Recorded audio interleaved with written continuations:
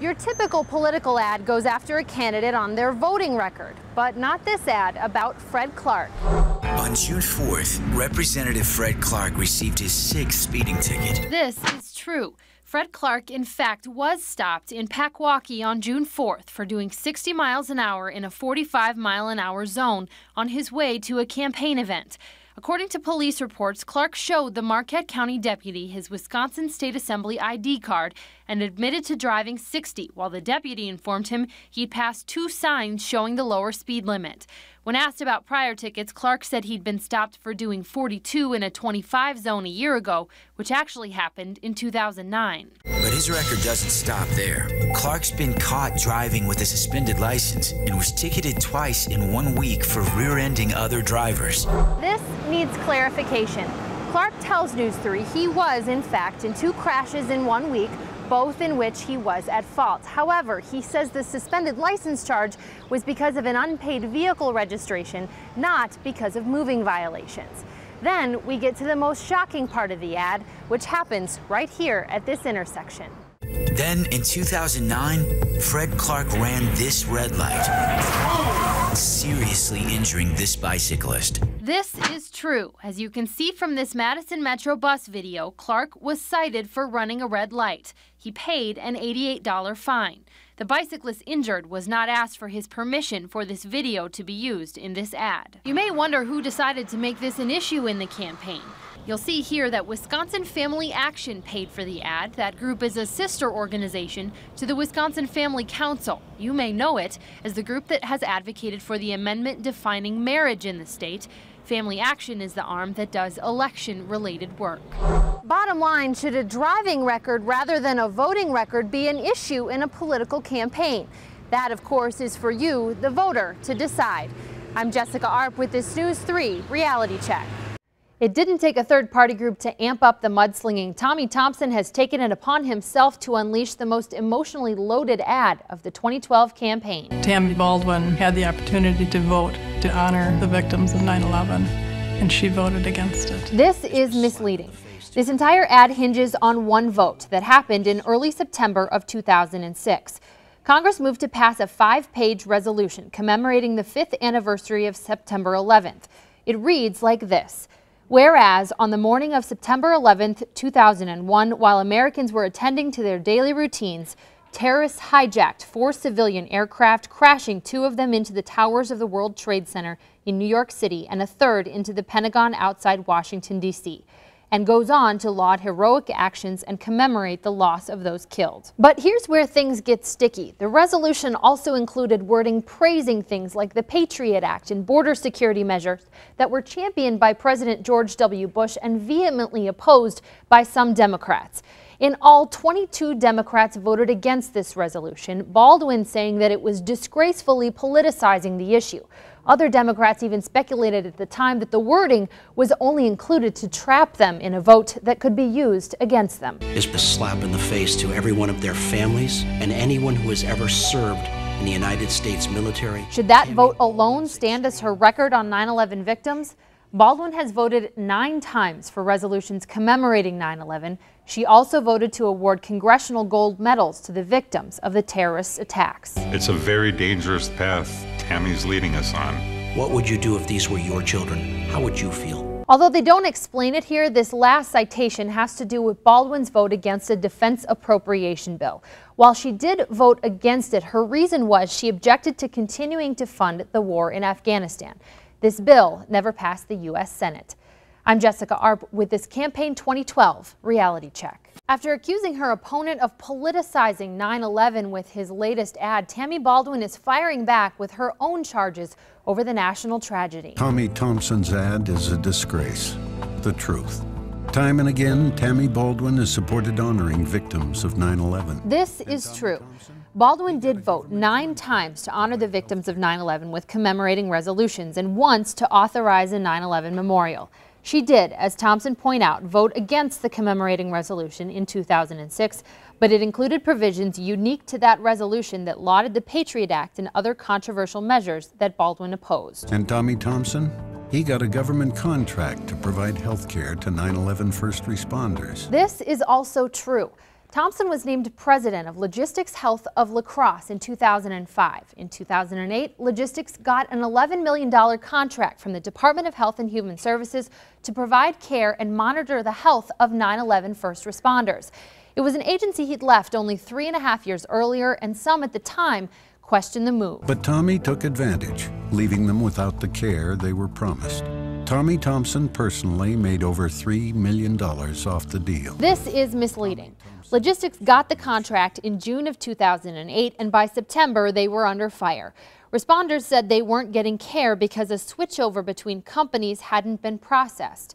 Logistics said it wasn't all their fault, and some other groups agreed, saying there wasn't sufficient time to transfer over information of more than 4,000 people. Did he really make $3 million off of the contract?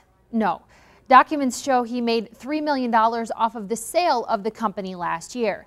He did make some money while the contract was still going. Records show he made $254,000 in salary in 2011. I'm Jessica Arp with this Campaign 2012 Reality Check. In a speech designed to introduce himself to the American people, Congressman Paul Ryan uses a selective version of history to attack President Obama. In tonight's Reality Check, we start his discussion of GM in Janesville. Right there at that plant, candidate Obama said, "I believe that if our government is there to support you, this plant will be here for another 100 years. That's what he said in 2008. Well, as it turned out, that plant didn't last another year. It is locked up and empty to this day. This is misleading. Obama did say those words with a few in between at his visit to GM Janesville in February of 2008. He was making a case for retooling the plant to produce more fuel-efficient vehicles, saying that future would help GM workers. At the time, there had been bad news about GM's future, but there was no indication a plant closure in Janesville was imminent. But Ryan gets the timeline wrong. Production ramped down drastically in Janesville in December of 2008, after Obama was elected but before he was president, and before the auto bailout plan which passed under Obama in January of 2009. The plant also didn't close until April of 2009, more than a year after Obama spoke there. And the biggest, coldest power play of all in Obamacare came at the expense of the elderly. You see, even with all the hidden taxes to pay for the healthcare takeover, even with the new law and new taxes on nearly 1 million small businesses, the planners in Washington still didn't have enough money. They needed more. They needed hundreds of billions more. So they just took it all away from Medicare. This is also misleading, and it's an issue we discussed earlier this week. It's true that $716 billion comes out of the Medicare program under Obama's change, but not at the expense of seniors, as Ryan claims. The lower costs for Medicare come from reduced reimbursements that go to hospitals and insurance companies. Obamacare, as much as anything else, explains why a presidency that began with such anticipation now comes to such a disappointing close. It began with a perfect AAA credit rating for the United States. It ends with a downgraded America. Now, we find that that claim also needs clarification. While one credit agency did downgrade the United States credit rating, it can't all be pinned on the president. Standard & Poor's, which is the agency who downgraded our credit, cited political brinksmanship in the debate over the debt ceiling by politicians of all parties. And it also condemned a compromise that, in fact, did get a yes vote from Congressman Paul Ryan. The governor is staking his entire recall campaign on the fact that his reforms have saved taxpayers money. A lot of money, $1 billion. In fact, while the governor is correct, there have been some substantial savings. We found $1 billion is stretching the truth. Literally county by county all across the state, we document the savings that we can find from the reforms that we passed last year. This needs clarification. On his website, the governor says you can click by county to see the savings. The first thing you'll note, for all the local pension savings, they cite a Fiscal Bureau memo from March of last year. It estimates pension contributions would potentially save around $464 million, but it's an estimate, not actual savings. Second, it's based on 2009 payroll numbers, and since the state lost thousands of public workers due to retirement since then, the savings are less. Third, federal dollars are used to pay some local workers, and making them pay more for pensions doesn't save a municipality any money. Overall, it's safe to say that the savings here were less than projected, although it's hard to put a number on exactly how much. Then there's the local health care savings, which the state says in a memo may be in the range of $300 million. But even the governor admits it's hard to pinpoint because the health care changes weren't the same across the board. On the website, the governor shows off media reports which quantify pension and health care savings. But you should know the governor is taking credit for any savings reached in collective bargaining contracts negotiated before Act 10 was in effect. For example, the city of Madison and Madison School District both reached contracts before Act 10 was passed, getting concessions from their employees at a savings of about $28.5 million between the two. In Sheboygan, the school district and county employees agreed to more concessions than were even proposed in Act 10 at about $10 million. We found at least 70 districts or communities who agreed to contracts before Act 10 for savings of at least $217 million achieved through bargaining. Whether the governor should get credit for that is up to you. Then we get to the state numbers, which are likely more exact. State pension savings is estimated at $226 million, and savings from health insurance changes total around $194 million. Let's total it up. Is it working to the tune of $1 billion? The state says it saved about $420 million through pension and health care changes, numbers that are reflected in the state budget. But it's guesstimating on the rest and taking credit for bargain savings because of the threat of their law. I'm Jessica Arp with this News 3 Reality Check. In the fight against a recall effort, the Walker campaign has recruited a high school teacher to express her disdain for recalls. I'm not big on recalls, and I think that at this point, in my opinion, and I'm only speaking from the eye, it feels a little like sour grapes. Meet Christy LaCroix. It says in the ad she is a high school teacher. She works at a Kenosha area charter school teaching English at Lakeview Technology Academy. And she says she's worked in Wisconsin public schools for 13 years. It's, we didn't get our way, and so we want to change the outcome. This needs clarification. LaCroix is so interested herself in the outcome that she has filed to intervene in a federal court case against Wisconsin Act 10. In June, state unions, including the Wisconsin Education Association Council, filed suit against the state in federal court, saying that the collective bargaining law was unconstitutional. LaCroix was a member of the teachers union at her school, and her filing says that she is, quote, forced into an unwanted relationship with WIAC, forced to pay for unwanted representation, and that, quote, Act 10 frees her from associating with those she doesn't want to associate with. The person that I'm going to stand behind and that is going to get my vote is the man or the woman that says what they mean and means what they say, and it's not about being popular. LaCroix has her own concerns about not being popular. She told a Milwaukee TV station this week she was having second thoughts about appearing in this ad, telling them, quote, I just want this all to go away. I'm Jessica Arp with this News 3 Reality Check. In an effort to show fervor and go after the women's vote, Tom Barrett exaggerates what two recently passed laws actually do. Legislation that was on the books dealing with equal pay for equal work to ensure that women would be treated fairly in this state. Pow! He goes after that. This is misleading. First, you should know what Wisconsin Act 20 actually did. It didn't just deal with women. The law allowed anyone who believed they were a victim of discrimination on the basis of gender, race, religion, disability, age, sexual orientation, or other factors to sue their employer in state court for damages, something that was not allowed before 2009. This is not the same thing as the Equal Pay Act, a federal law that prohibits employers from paying one gender more than another. This law did allow women or anyone else who was discriminated against another avenue to sue, but it was never the only option. Suits could still be brought in federal court or cases brought before a state administrative law judge who could order back pay or legal fees. We should also note this law has never been used once in state court. Legislation to make it more difficult for women to have the most intimate conversations with their health care providers. Pow, he goes after that. This needs clarification. While not making it clear in the ad, Barrett is referring to a bill that affects conversations about abortions, not any healthcare decision. The bill requires women seeking an abortion to consult with a doctor on their own without family or friends present. Proponents of the measure say it allows the doctor to determine if someone is pressuring the woman to have an abortion. But many doctors say it interferes with the doctor-patient relationship. Doctors who break the law could be charged with a felony.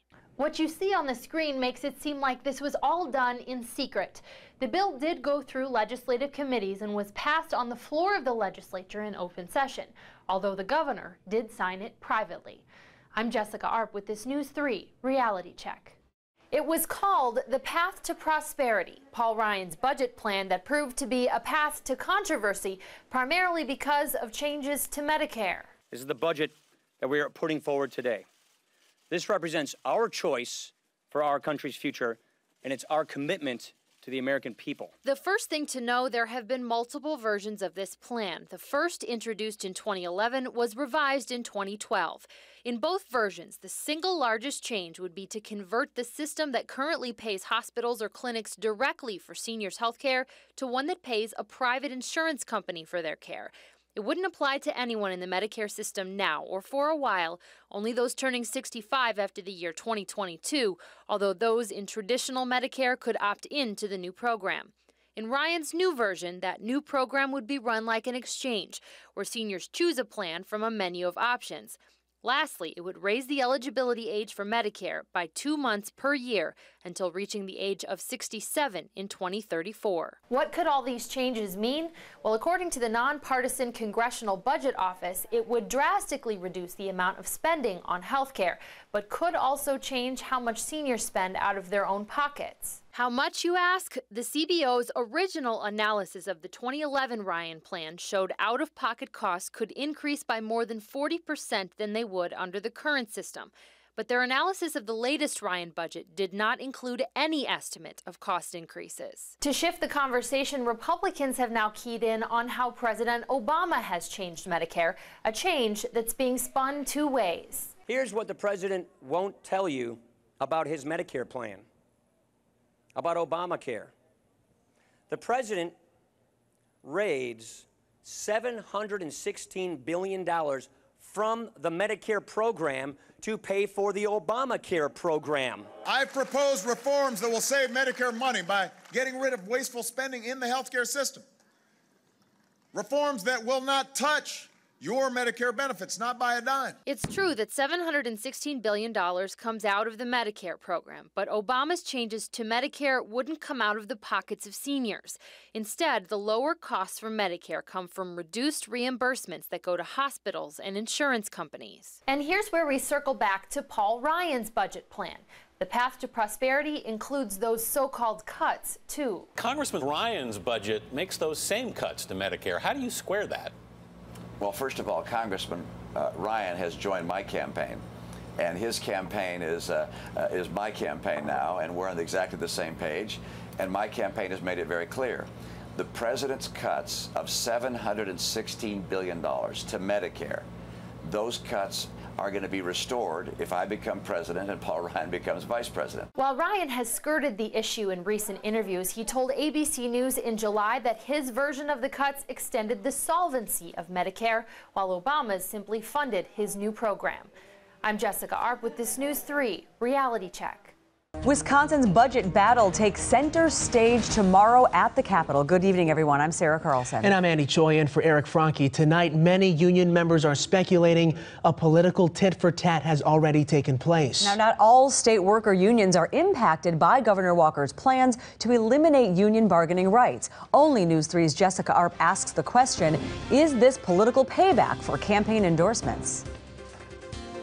We know some unions were exempted, but who was left out and why? State police, firefighters, state troopers, and state patrol inspectors are protected from Walker's budget repair bill changes. Is it political payback? During his campaign for governor, Walker was endorsed by the Wisconsin State Troopers, as well as the Milwaukee Police and Firefighters Associations and the West Allis Professional Police. In all, 5 public employee unions endorsed him. 4 of the 5 are completely unharmed. Walker's response? I think that's utterly ridiculous, because if I was, I'd only carve out those areas. The statewide police union, the statewide firefighter union endorsed my opponent. If I was rewarding political allies, it would be ridiculous to exempt them if that was the reason. It's true that the statewide unions did endorse Walker's opponent, Democrat Tom Barrett. Almost all police and firefighters are exempted under the proposal, not just those in Milwaukee. Even though they are unharmed, though, some are opposing the bill, calling it union busting. You should also know there are some police who would lose union rights, including Capitol and UW police.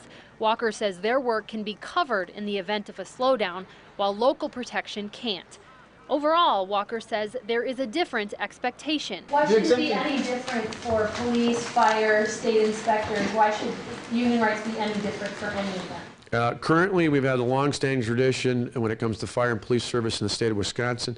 The statutes are very different when it comes to a whole series of rights and responsibilities. According to the Wisconsin Employment Relations Commission, there is no functional difference in labor law compared to other municipal employees, except that police and fire got the right to interest arbitration sooner than other unions did to help avoid strikes. And they do have slightly better benefits because of a dangerous work environment. We mentioned before that 4 of the 5 unions that endorsed Walker are exempted. One isn't, at least not completely. The International Union of Operating Engineers Local 139 is based in Pewaukee. A spokesman says most of their 9,000 members are private sector employees, but some of them do work for counties and townships, although he couldn't give us an exact number. I'm Jessica Arp with this News 3 Reality Check. This super PAC appeals directly to parents, saying that their kindergartner isn't better off after President Obama's first term. Under Obama, America is experiencing the worst economic recovery since the Great Depression. This needs clarification. Restore Our Future, a group that can raise and spend unlimited money on campaigns, is citing an Associated Press analysis of the so-called Great Recession and economic recovery. They found since World War II, 10 recessions have been followed by periods of recovery, and 2009 was the worst. But the analysis also found that economists felt the slow recovery was predictable, given the depth of the crisis in the housing and financial industries. Counting people who have dropped out or stopped looking for work, the real unemployment rate is 19%. This is misleading. First, the real unemployment rate the federal government regularly uses is currently 8.1%, but there are some categories that aren't counted in that number. They include those working part-time because of the economy and discouraged workers who say they want a job but haven't looked recently. When the government adds those figures up, the rate is 14.7%. That figure may not include those who left the labor force voluntarily to retire or become a stay-at-home parent. But federal surveys can't tell us if the economy played a role in those decisions. Bottom line, even when you include all of these categories, we found no legitimate path to that 19% figure. Obama has added more debt than the first 41 presidents combined. This needs clarification. According to the Department of the Treasury and the Federal Budget Office, the total debt at the end of the 2008 fiscal year was about $5.8 trillion. Has Obama added double that amount? Not yet, but he likely will. The public debt is projected to be $11.5 trillion at the end of 2012 and $12.3 trillion at the end of 2013, effectively doubling what he started with. I'm Jessica Arp with this News 3 Reality Check. President Barack Obama is using a nonpartisan voter guide to show you some favorable facts about his policies. Only trouble is, it's part fact and part spin. The new AARP voter guide is out with facts you need on Medicare. Fact, Barack Obama will protect your guaranteed benefits and will not allow Medicare to become a voucher program. This is true. Right now, when a senior turns 65, they are automatically eligible for Medicare, guaranteed. Most health benefits are then covered under the program, doctor or hospital visits, and most testing. President Obama's plan for Medicare, partially outlined in the federal health care law, would leave the Medicare program largely as it is, and rather than cutting payments for seniors, would instead cut payments to health care providers to keep the program solvent. Fact, Mitt Romney would take away Medicare's guaranteed benefits and instead give future retirees premium support or vouchers. This needs clarification. First, we should note that the voter guide listed here does not say that any benefits would be taken away. Instead, it quotes Romney's website saying that he would give seniors a premium support or voucher and allow them to choose their insurance plan, which could be a private plan or traditional Medicare. Would that take away any benefits? It's unclear. Since traditional Medicare is an option, conceivably seniors could get the same benefits if the voucher they got covered the costs. But the Congressional Budget Office hasn't done a full analysis of this new plan, so we don't know how the costs could compare. AARP opposes that plan, and nonpartisan analysts say it could raise seniors' costs up to $6,400 a year. This also needs clarification. AARP, which is nonpartisan, sent a letter to Congress expressing some concerns over this plan, saying it could increase costs for Medicare users and could price some out of traditional Medicare. Finally noting, quote, while we appreciate the effort to address the sustainability of the Medicare program, we do not think it is appropriate to subject Medicare beneficiaries to an experimental and unproven healthcare model. Finally, that cost estimate. That nonpartisan group is actually a liberal think tank, and that $6,400 cost increase was of Congressman Paul Ryan's first budget plan to change Medicare, not the latest one. The Budget Office hasn't done an analysis of the new plan. I'm Jessica Arp with this News 3 Reality Check.